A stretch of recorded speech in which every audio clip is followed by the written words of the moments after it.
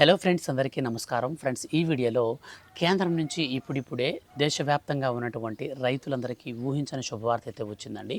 మన యొక్క కేంద్ర ప్రభుత్వం రీసెంట్లీ పీఎం కిసాన్ సమ్మాన్ నిధి యోజన పథకానికి సంబంధించిన 22వ విడత విడుదల చేసిన తర్వాత మొన్న 23వ విడత డబ్బులను విడుదల చేసింది. ఈ 23వ విడతకి 22వ విడతకి మధ్యలోనే మన యొక్క కేంద్ర ప్రభుత్వం రైతులకు రుణమాఫీకి సంబంధించి అప్డేట్స్ అయితే ఇస్తూ వచ్చింది.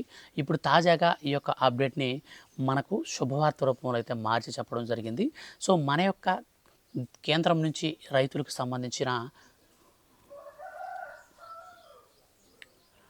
హలో ఫ్రెండ్స్, అందరికీ నమస్కారం. ఫ్రెండ్స్, ఈ వీడియోలో మన యొక్క కేంద్రం నుంచి ఇప్పుడిప్పుడే దేశవ్యాప్తంగా ఉన్నటువంటి రైతులందరికీ ఊహించని 2 శుభవార్తలు అయితే వచ్చాయండి. మన యొక్క కేంద్ర ప్రభుత్వం రీసెంట్లీ పీఎం కిసాన్ సమ్మాన్ నిధి యోజన పథకానికి సంబంధించిన 23వ విడత డబ్బులను విడుదల చేసింది. తాజాగా విడుదల చేసినటువంటి ఈ 23వ విడతకు సంబంధించి మన యొక్క కేంద్ర ప్రభుత్వం పీఎం కిసాన్ సమ్మాన్ నిధి యోజన పథకాన్ని మరింత ముందుకు రైతుల్లోకి తీసుకెళ్లేందుకు, పారదర్శకంగా అమలు చేసేందుకు సరికొత్త విధానంలో ఈసారి 24వ విడతను ప్రారంభించేందుకు మన యొక్క కేంద్ర ప్రభుత్వం సిద్ధమైంది. తాజాగా వచ్చిన నివేదిక ప్రకారం మన యొక్క కేంద్ర ప్రభుత్వం పీఎం కిసాన్ సమ్మాన్ నిధి యోజన పథకానికి సంబంధించిన నిధులను భారీగా పెంచుతున్నట్లు అప్డేట్ అయితే వచ్చాయన్నమాట. సో వీటికి సంబంధించిన పూర్తి వివరాలు వీడియోలో తెలియచేస్తాను. అలాగే ఈ పీఎం కిసాన్ సమ్మాన్ నిధి పెట్టుబడి సాయం కింద అర్హత సాధించేటువంటి రైతులకు 1,00,000 వరకు రుణమాఫీకి సంబంధించి మనకు రీసెంట్లీ నుంచి చెప్తూ వస్తున్నటువంటి కేంద్ర ప్రభుత్వం ఇప్పుడు కేంద్ర క్యాబినెట్లో శుభవార్త రూపంలో మనకు రైతులకైతే చెప్పడం జరిగింది. ఈ ₹1,00,000 రుణమాఫీ ఏ విధంగా అమలు చేస్తారు, ఎప్పటి నుంచి అమలు చేస్తారు, ఈ విషయాలన్నీ కూడా ఈ వీడియోలో నేను మీకు క్లారిటీగా ఎక్స్ప్లెయిన్ అయితే చేస్తాను. వీడియోని స్కిప్ చేయకుండా స్టార్టింగ్ నుంచి ఎండింగ్ వరకు పూర్తిగా అయితే చూడండి. ఈ వీడియో కింద ఉన్నటువంటి బ్లాక్ కలర్లో ఉన్న సబ్స్క్రైబ్ బటన్ని మీరు క్లిక్ చేసి పక్కనే వచ్చే బెల్ సింబల్ని ఆల్ పైన కనుక ట్యాప్ చేశారనుకోండి, ఏ చిన్న అప్డేట్ అయినా సరే కేంద్రం నుంచి రైతులకు సంబంధించి వచ్చిన వెంటనే మిస్ కాకుండా ఎప్పటికప్పుడు మీరు ఈజీగా తెలుసుకోవచ్చు. ఇక లేట్ చేయకుండా టాపిక్ను మనం స్టార్ట్ చేద్దాం.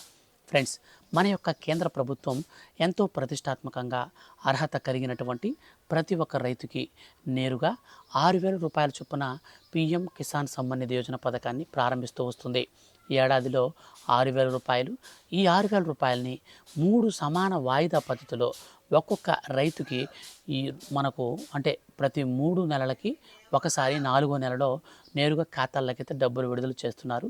అయితే ఈ డబ్బులు వచ్చేసి మనకు ఏ విధంగా పడతాయంటే ₹2,000 చొప్పున 3 వాయిదా పద్ధతుల్లో పడతాయి.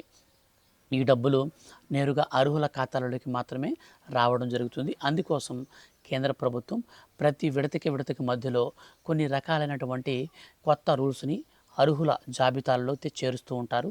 ఎవరైతే ఈ రూల్స్కి అనుకూలంగా అర్హత సాధిస్తారో వారికి మాత్రమే ఈ పథకం కింద డబ్బులు పడే విధంగా మన యొక్క కేంద్ర ప్రభుత్వం ప్లాన్స్ అయితే చేస్తూ వస్తూ ఉంటుంది. సో కాబట్టి మన యొక్క కేంద్ర ప్రభుత్వ ఆదేశాల మేరకు ఇప్పుడు మనకు దేశవ్యాప్తంగా ఉన్నటువంటి రైతులందరికీ కూడా 23 విడతల డబ్బులనైతే పడ్డాయి.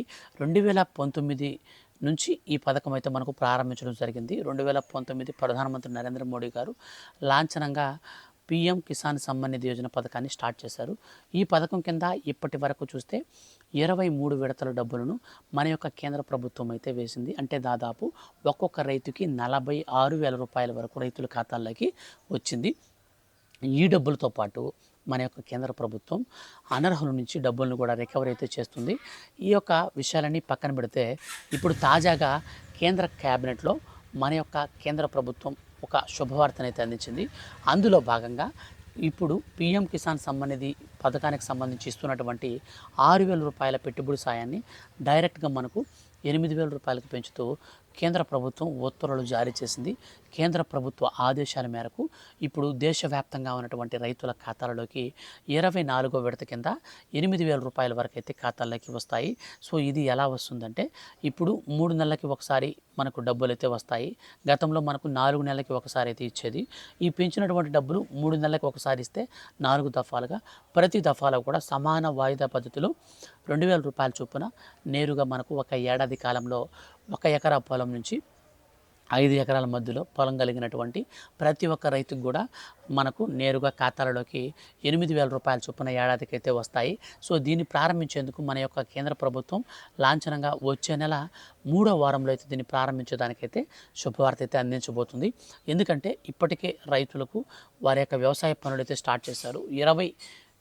3వ విడత డబ్బులు అనేది 2,000 రూపాయలు ఇచ్చారు. కానీ ప్రస్తుతం ఈసారి మనకు ఎల్ నినో ప్రభావం అయితే స్టార్ట్ అయిపోయింది. సో కాబట్టి వర్షాలు ఋతుపవనాలన్నీ కూడా విస్తరిస్తున్న ఒక్కచోట మనకు 4-5 చినుకులు పడితే వెంటనే ఎండ అయితే ఎక్కువ వచ్చేస్తూ ఉంటుంది. సో ఇట్లా ఉంటుందన్నమాట. వాతావరణ పరిస్థితులు కూడా అనుకూలంగా రైతులకు లేవు కాబట్టి పెట్టుబడి సాయం కింద ఇస్తే కొంచెం బాగుంటుందని రాష్ట్ర ప్రభుత్వం ఈ పీఎం కిసాన్ సమ్మాన్ నిధి యోజన 24వ విడతను కూడా దాదాపు మనకు ఖరారైతే చేసింది. సో మనకు మరో వచ్చే నెలలోనే మనకు ఈ డబ్బులు కూడా పడతాయన్నమాట. ఇక దీంతో పాటుగా మన యొక్క కేంద్ర ప్రభుత్వం పీఎం కిసాన్ పథకానికి సంబంధించి అర్హులుగా ఉన్నటువంటి 9 కోట్ల మంది రైతులకు శుభవార్త అయితే ఇచ్చింది.